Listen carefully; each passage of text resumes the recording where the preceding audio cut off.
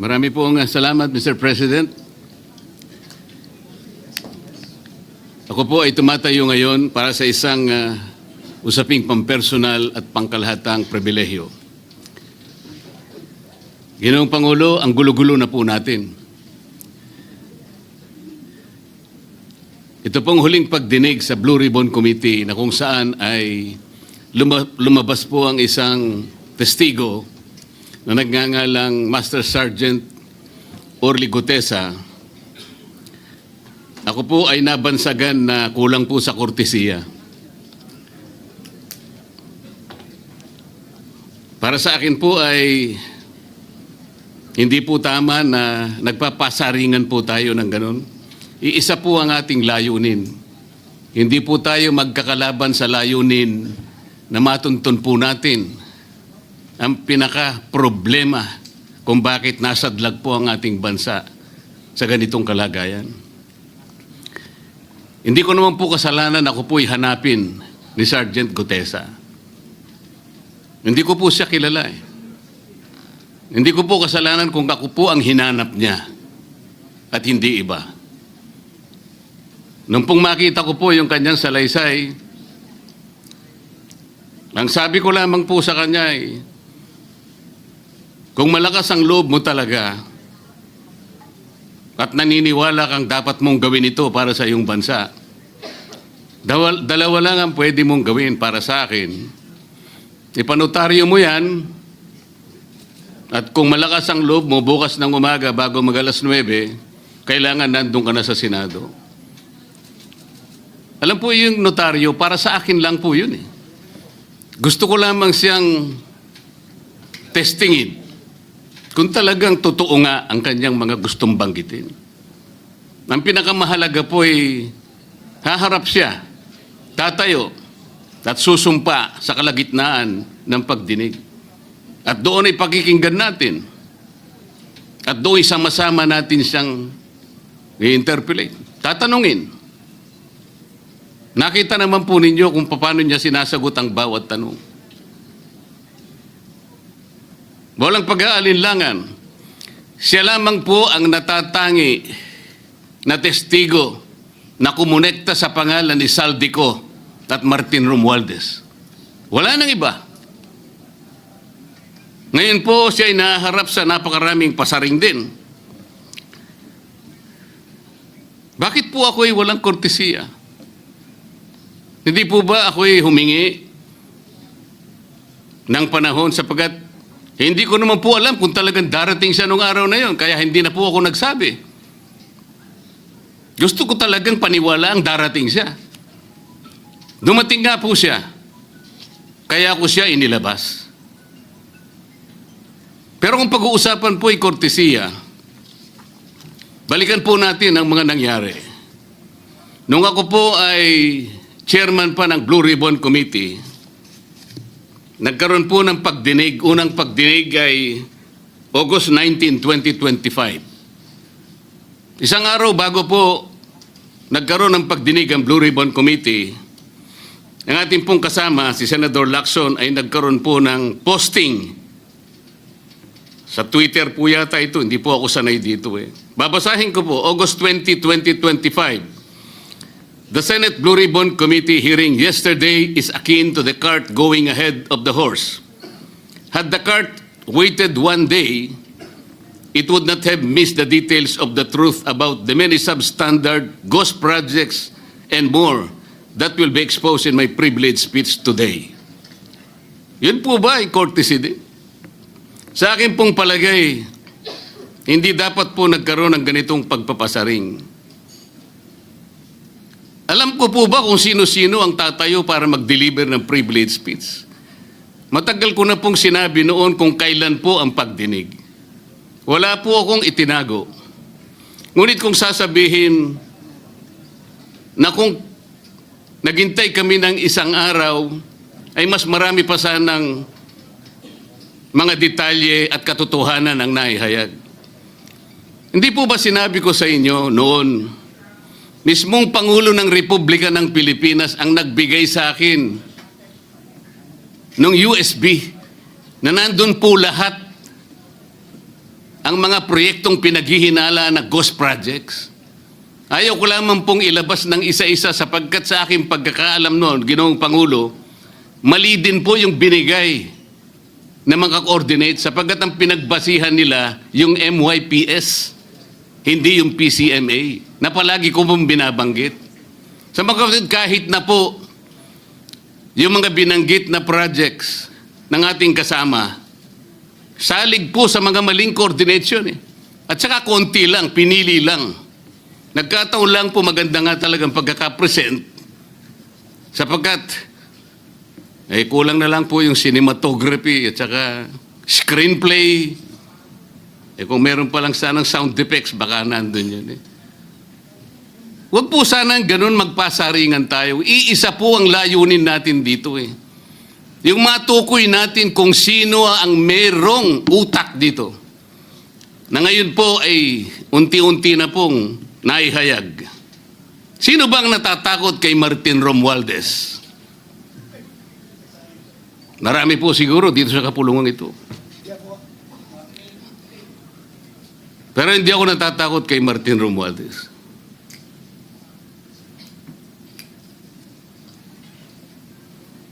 Ngayon po, kino-question po yung notarization ng statement ni Gutesa. Dahil yung babae po, yung abogadong babae, nag-notarize, tinalikuran po niya ang kanyang signature, yung kanyang pirma. Nandyan po ba yung assistant natin para ipakita po natin? Ayan po yung huling bahagi ng dokumentong ninotaryo doon sa opisina ng abogadang babae na ngayon ay tinatalikuran niya ang kanyang pirma. Doon sa right side po, ayan po yung ninotaryo sa dokumento ni Gutesa. Yung kaliwa po ay iba pong dokumento. Tingnan po ninyo yung pagkakahawig. Ibig po ba ninyong sabihin, Ginoong Pangulo, yun pong notarial details, na yun po yung kulay blue, na kung saan nandyan yung PTR, nandyan po yung MCLE number, nandyan po yung kanyang roll number, yung kanyang address. Nakuha po ba ni Gutesa mula sa opisina ng abogada at in-stamp niya?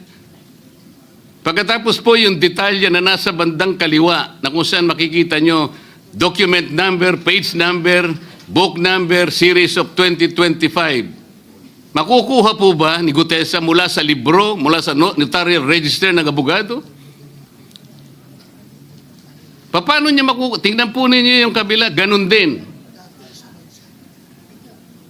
Bakit po natin hahanapan ngayon si Gutesa at sasabihin pa natin dahil lamang tinalikuran ng babaeng nagnotaryo ang kanyang pirma? Pangkaraniwan na po kasi, Ginoong Pangulo, kahit pumunta kayo sa maraming lugar na kung saan nagnunotaryo, hindi nyo po makikita roon ang abogado. Iaabot nyo lang sa kanyang papel ninyo, pagkatapos isosoli niya sa iyo, pagkatapos niyong magbayad. Itatanong po ba ni Ginoong Gutesa, bago siya umalis, tatanungin po ba niya doon sa babaeng kausap niya kung sino man yun, Madam, kayo po bang may pirma nito? Wala pong ganun eh. Ngayon, kung tatalikuran po ng abogado na yon ang kanyang pirma, ako na po mismo ang magdidirect ng prosecution sa kanya para ma-disbar siya sapagkat ginagamit po niya yung opisina na yon. Pakita po ba natin, pwede po nating ipakita yung opisina, yung kanya, ayan po yung kanyang lugar. Ang opisina po niya ay sa Ermita, ngunit yan po ay ginagamit niyang address. Ayan po makikita ninyo. Notary Public 24/7. Ibig niyo sabihin, nandyan at hindi na natutulog yung abogado na yan. Sigurado meron siyang tao dyan na pumipirma. At ginagaya na lamang nung kanyang staff o secretary yung pirma niya. Ganyan po palagi. Kalakaran. Kalakaran, ngunit hindi tama. Sapagkat sa batas po ng notaryo, kailangan nakaharap po yung magnunotaryo sa nagpapanotaryo. Bakit po niya ngayon sinabi na hindi niya pirma yon? Maring hindi niya pirma, ngunit tinayaan niya kung sino man ang taong iyon na ipirma yung dokumento.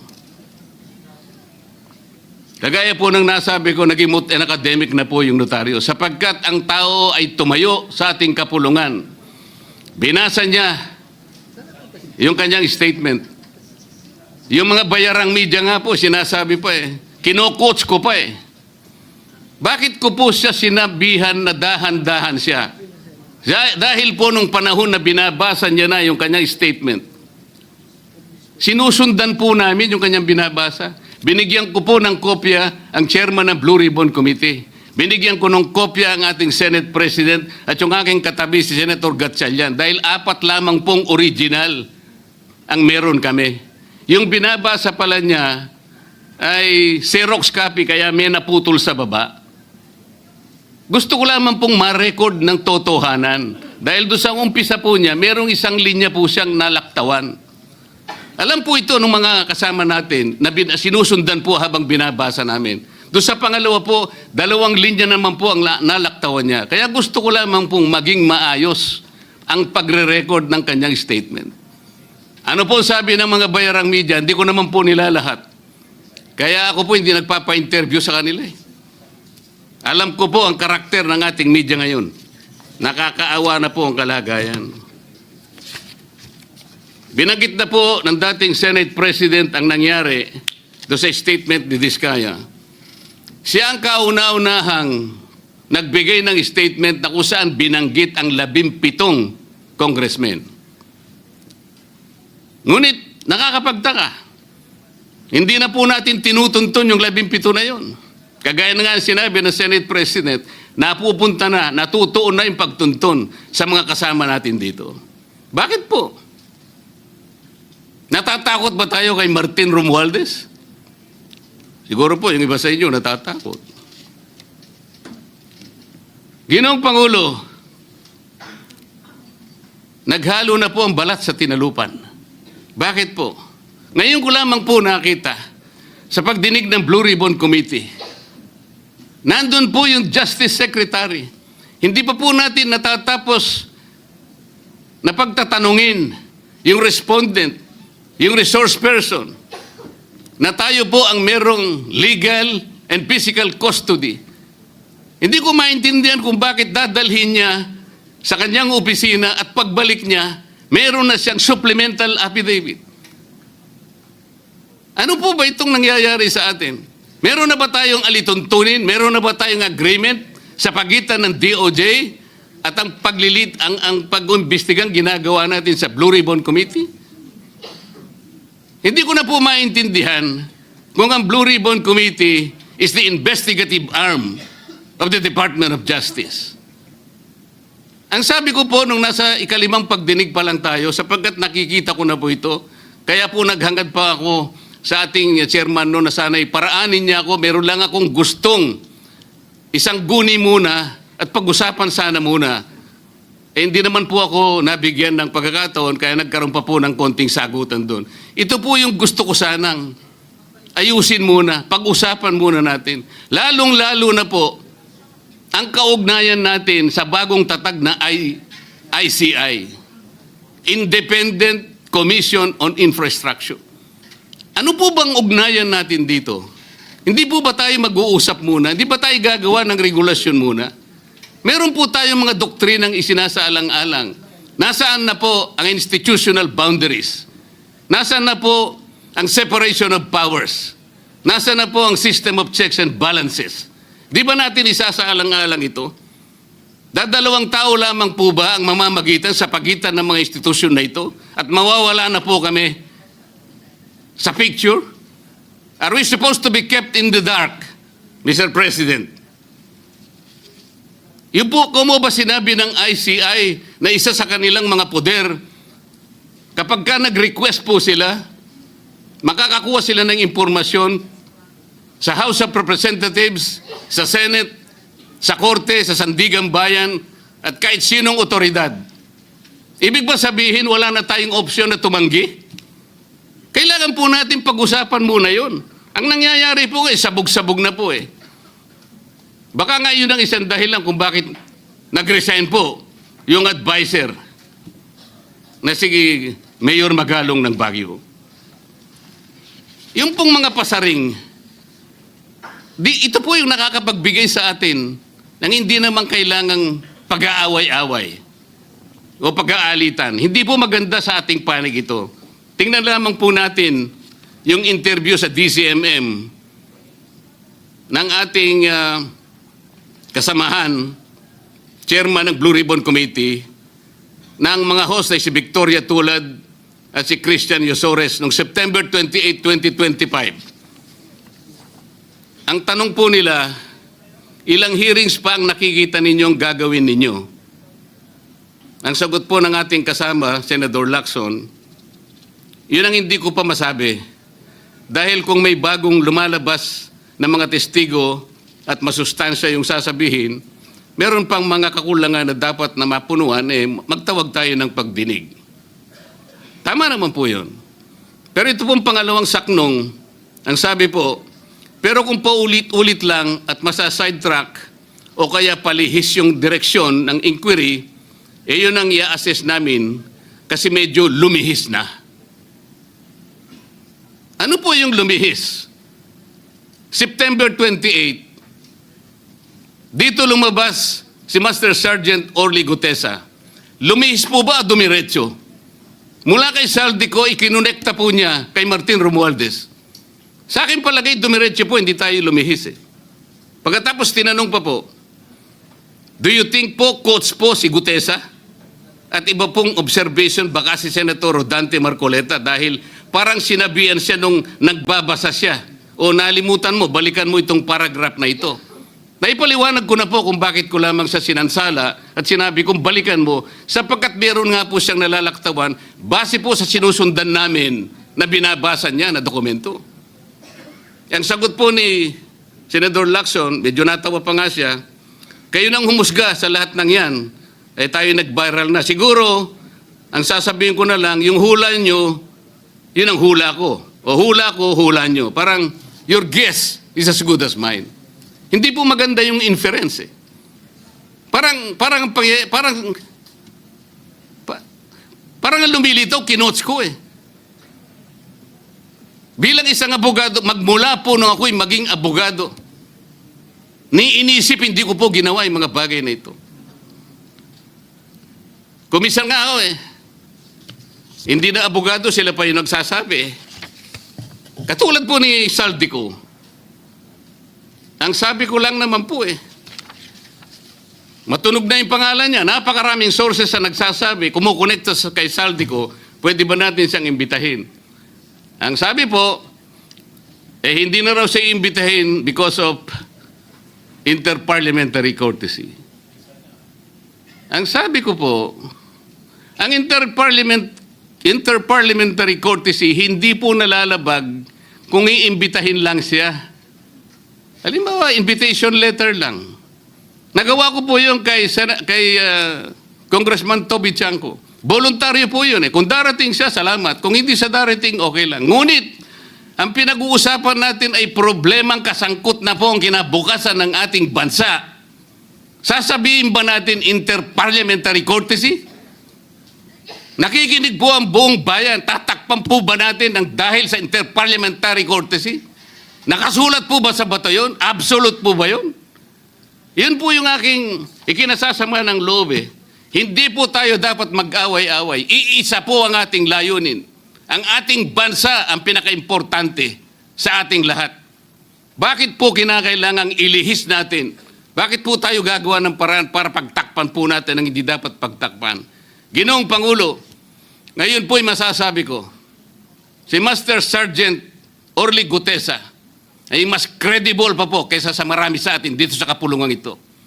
Si Master Sergeant Orly Gutesa, mas matapang kaysa sa mas marami dito sa ating kapulungan. Maraming salamat po, Ginoong Pangulo.